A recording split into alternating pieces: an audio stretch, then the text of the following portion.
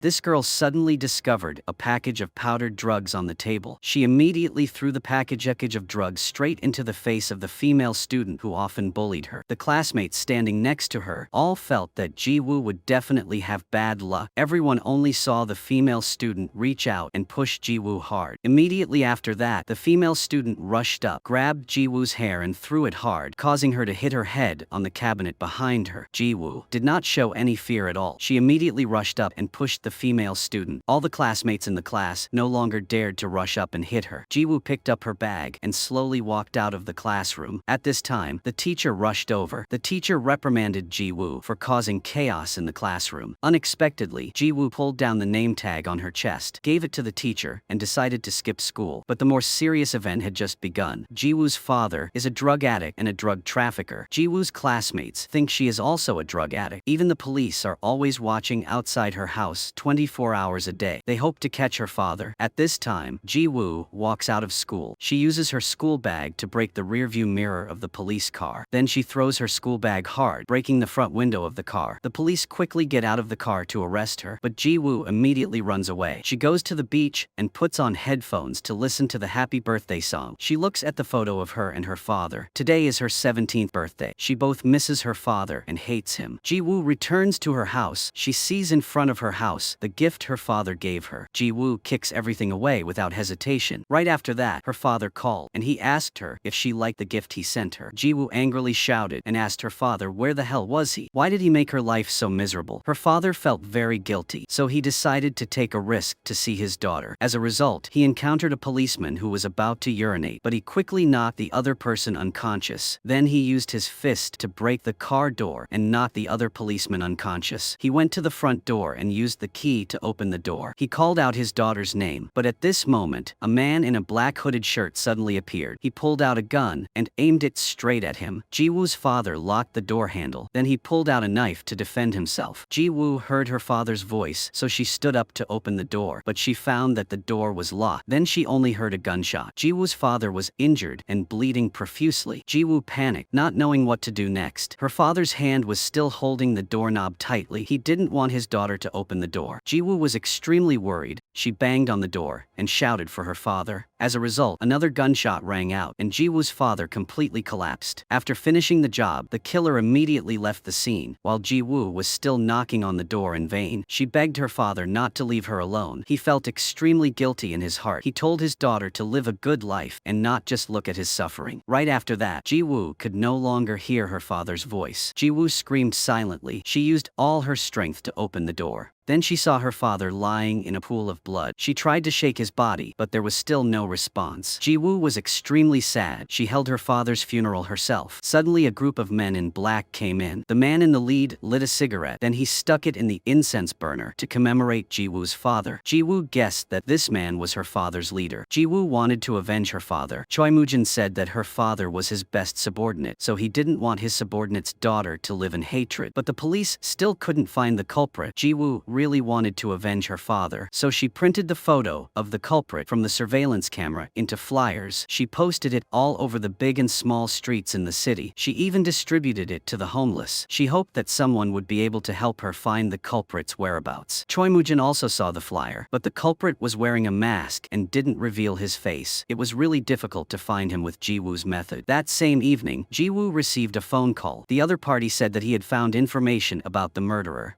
Ji-woo took her father's self-defense knife to the meeting place. She also brought the reward money. But when Ji-woo arrived, the other party suddenly burst out laughing. He laughed at Ji-woo for being so stupid. It turned out that these thugs just wanted to trick Ji-woo out of all her money. Ji-woo immediately wanted to run away, but was surrounded by those thugs. Her hand was tightly clamped. She lifted her leg and kicked a thug away. As a result, she was mercilessly beaten by the thugs. Her hat was also pulled off. The leader was extremely happy. He did not expect the other party to be a girl. They wanted to play a mean trick on her. Ji-woo fought back with all her might, but instead, she was beaten up by them. Ji-woo fell into a coma. When she woke up, she found herself locked in the trunk of the car. Her hands were tied tightly. Ji-woo immediately struggled to get out, but the car suddenly braked. She heard the sound of the thugs being beaten. Ji-woo quickly used a knife to cut the rope on her hand. Unexpectedly, the trunk of the car was opened by someone. Ji-woo attacked without hesitation, but the opponent quickly held her back and snatched the knife from her hand. hand. The person who appeared was Choi Moojin. He saw the determination for revenge in Ji-woo. Choi Moojin decided to take her to a place to practice and train. Inside were all fierce men. Ji-woo was thrown in there. Choi Moojin wanted her to become strong before going to avenge her father. But the men here saw how beautiful Ji-woo was, and their desires arose. Ji-woo was practicing punching with a sandbag when a man came and hugged her waist from behind. Ji-woo immediately counterattacked. The other man was extremely angry. He rushed over and knocked her down with just one punch. Ji-woo could only practice punching with a sandbag alone after everyone had gone to sleep, but she had no technique at all. She was simply releasing her strength. At this time, Choi Moojin suddenly came over. He had heard about what happened during the day. He told Ji-woo that women should defeat their enemies with just one attack. When attacking an opponent, the temples, philtrum, chin, and chest are weak points, and also the lower part of a man. Choi Moojin took off his suit. Then he started fighting with Ji-woo. Ji-woo looked at his chest and immediately attacked, but she was always counterattacked by Choi Moojin. Ji-woo continued to stand up and fight. Choi Moojin aimed at her philtrum and attacked. Ji-woo threw a powerful punch again. She ducked to dodge the attack, then grabbed Choi Moojin's tie tightly. She attacked his cheek fiercely, but he still counterattacked her. On the contrary, Choi Moojin's fist aimed straight at Ji-woo's chin. Ji-woo then jumped up to kick him, but Choi Moojin grabbed her arm tightly. He turned around and threw her to the floor. Despite losing the battle continuously, Ji-woo still persevered in fighting. On the fourth time, with just one move, she locked her opponent's arm. She kneed her opponent hard in the stomach. She finally defeated Choi Moojin. In the following days, Ji-woo imagined that the culprit was appearing in front of her. With hatred for her, she persistently trained to become a female warrior. After that, she also participated in a boxing competition. The winner would become Choi Moojin's #1 subordinate, and that person could also receive a 10 million won bonus. The thugs fought each other crazily inside the fighting cage. Ji-woo was fighting someone else, but as a result, another thug locked her from behind. Ji-woo used her back elbow to counterattack the opponent. She defeated the second thug. Immediately after that, she was pushed to the fence by someone else. She was continuously attacked by everyone. Ji-woo took advantage of the moment when the opponent lifted his leg to decisively attack his lower body. The opponent was in so much pain that he couldn't speak. In this group of people, there was a thug named Gang Jae. Gang Jae's attacks were extremely cruel, and he almost crippled all the thugs here. Gang Jae thought that he was the winner. Gang Jae immediately stepped forward to demand the bonus. Unexpectedly, Choi Moojin said that Ji-woo was not defeated yet, so the two became each other's opponents. They simultaneously attacked at the same time. But then Ji-woo was beaten relentlessly by Gang Jae. Ji-won was cornered, so she counterattacked, a kick that knocked Gang Jae down. Ji-woo remembered what she had been taught. She continuously hit her opponent's stomach. Then, there were 3 strong elbow attacks. But at this moment, Ji-woo was thrown onto the iron frame. Gang Jae used an iron chain to tie Ji-woo's neck tightly. After escaping the grip, she was hit hard in the stomach again. She was forced to the fence of the iron cage. Gang Jae's anger completely exploded. He kicked Ji-woo hard, but she quickly rolled to the side. She rushed forward to lock Gang Jae so that he could not move. Then she turned around and locked his arm. After consecutive attacks, Ji-woo used her elbow to counterattack. Finally, she won. Gang Jae felt extremely ashamed at this time. He had to find a way to vent his anger. He injected anesthetic into Ji-woo's drinking water. After Ji-woo finished bathing and came out, she picked up the water bottle and drank it without any caution. Gang Jae brought his friends over. Ji-woo was now in a state of no strength, but she still tried to fight back. During the struggle, the urn containing her father's ashes fell and broke. Ji-woo quickly regained her composure. She picked up a piece of the broken piece and stabbed her opponent directly in the groin. Then she ran outside. Gang Jae chased after her with an iron hammer. Meanwhile, Ji-woo's mind was still not completely clear, so she fell to the ground. Gang Jae approached to kill her, but was stabbed straight into the stomach by Ji-woo with a piece of broken glass. At this time, Choi Moojin's secretary appeared and dragged Gang Jae in front of the boss. Gang Jae was scared and quickly admitted his mistake to Choi Moojin. As a result, Choi Moojin used a samurai sword to directly destroy his appearance. After that, Choi Moojin kicked him out of the gang. After that, Choi Moojin invited Ji-woo to a small restaurant to drink. He said that the murderer of her father was a policeman and he had found the policeman's gun. Choi Moojin gave the gun back to Ji-woo, asked Ji-woo to change her name to Hye-jin, and told her to pass the drug crime police exam. That way she could investigate the murderer who murdered her father, and she could also help him reveal police information. A year later, Ji-woo cut her hair short. On her first day as a police officer, she was assigned to chase a killer. Ji-woo followed him to a small, cramped building. When she entered a room, she found a girl who had passed out from an overdose. Ji-woo opened her mouth and the girl regained her breath. Suddenly, a sound came from the next room. Ji-woo saw the criminal just now through a hole in the the wall. He was conducting a drug transaction. Ji-woo immediately took a shirt and covered the girl. Then she lifted a chair and broke the glass wall. Ji-won shouted, "Don't move, it's the police." The criminal flipped the table over and pulled out a knife that was prepared underneath. Meanwhile, the thugs were also scared and ran away. The criminal rushed over with a knife. Ji-woo used a pair of handcuffs to attack the criminal. She then immediately knocked him down and quickly put the handcuffs on his hands. Right at this moment, the man conducting a drug transaction with the criminal suddenly stopped Ji-woo. He said that she had completely ruined his plan. It turned out that this man was actually a police officer. Afterward, Officer John brought the criminal back to the police station for interrogation. It was revealed that the mastermind behind the drug trafficking network was someone named Sung Jun. Recently, Sung Jun has been researching a new product with the intention of monopolizing the drug market